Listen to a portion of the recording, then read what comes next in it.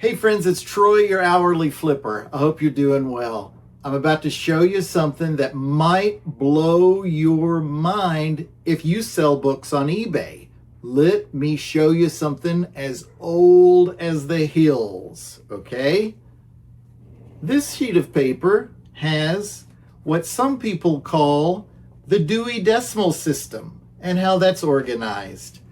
Loads and loads of eBay sellers have a system that is SKU based, S-K-U. And in that system, like this shelf would be like A, and this one would be B, all right? And then you could number the books when you come and put them in there. So in eBay, you go in and you set a book and say in the SKU something that the buyer can't see, A4. And when that book sells, I look at my computer screen and say, oh, A4, 1, 2, 3, 4. This is the book that sells. That is a way to organize books, but that's really something that has been in place since eBay let you use SKUs, and that's just been in the past 10 or 15 years. My Dewey Decimal System has been around for hundreds of years, and it serves me quite well. Because remember, I am focused on the most efficient way to do something, okay? And efficiency does not mean completely neat or organized completely. It is where you can get to something within about 45 seconds. And I can do that. And if you follow this system, I believe that you can too. All right? I'm going to get closer so that you can see what I have printed out here. It is the Dewey Decimal System, and these are the general categories that John Dewey, however many years ago, thought that books fall in, okay? Computer science, information, and general works. You'll see what that is when we get there. Philosophy and psychology, and religion, all right? I've got to share that I don't follow that in necessary order because, believe it or not, I have more religion books than psychology books. And so I've got a special place for my religion books, but still following the same organization principle that I'll tell you about in just a second. Social sciences, language, science, technology, arts and recreation, literature, and that is the second biggest group of books that I have, and history and geography. All right? How I do it, and I may grab this and come in so you can see more closely. This sheet of paper tells me that these are my computer science books, all right? Inside each of these sections, they're organized alphabetically by title, okay? I know where these books are with that setup. All right, so I don't need to worry about a SKU.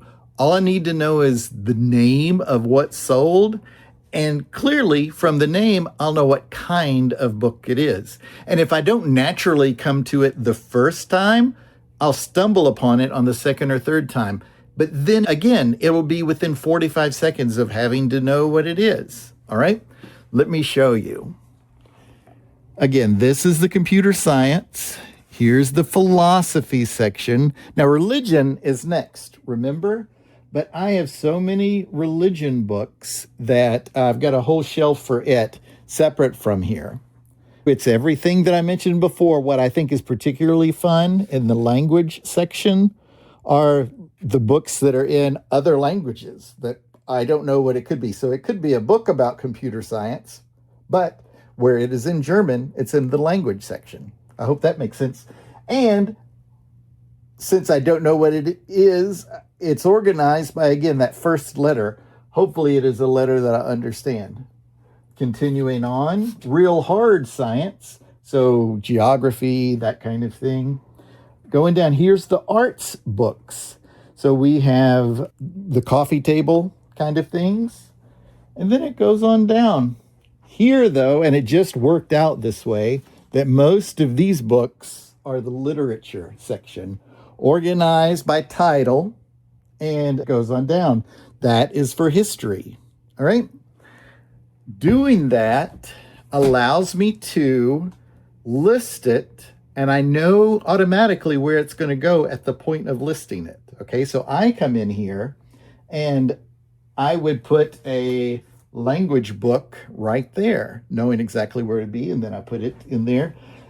Sometimes, though, my shelves are not as full as I would like. And that is why you can see that some of these books that aren't fit alphabetically are just on top where the spine is easy to see. So I could go to You Can Farm, and here it is in general information. It's not there. Y is up there. Okay, that makes sense. Not a problem. I bought at the end of the year 2 of these bookshelves. So at the moment when I can actually take the books that are down in the garage and bring them up to list them, that's another separate video that I've got a way figured out of how I'm going to do that easier. Haha, there's a clue. And I'll show you how I do that in a completely separate video. But I just wanted to present to you how I've got my books organized. All right. Love it, and it has served me well. You should think about it. If you're starting and you can have a system of your own, think about the Dewey Decimal System rather than the skew that you may see other people use. And I just want to reiterate, I like it because I don't have to spend so much time thinking about when I list it, because I know where it's going to go. And at the end, I know exactly where it is going to be. If it's a language book that I think it's a language book and it's not there, I can come down to art and, oh, there's the book, because I know how they're organized alphabetically. What do you think about that? All right, I'm using a gimbal. Have you heard of what a gimbal is? I'll show you. No, I can't show you because it's attached to the phone. I have a question for you that I need some feedback on. Has this ever happened to you? I bought a Precious Moments signed Noah's Ark. All right. And one of the things that makes it so awesome and valuable is that it has little people in it. Okay. I bought it for $8. This one is about $200 on eBay. That's pretty awesome.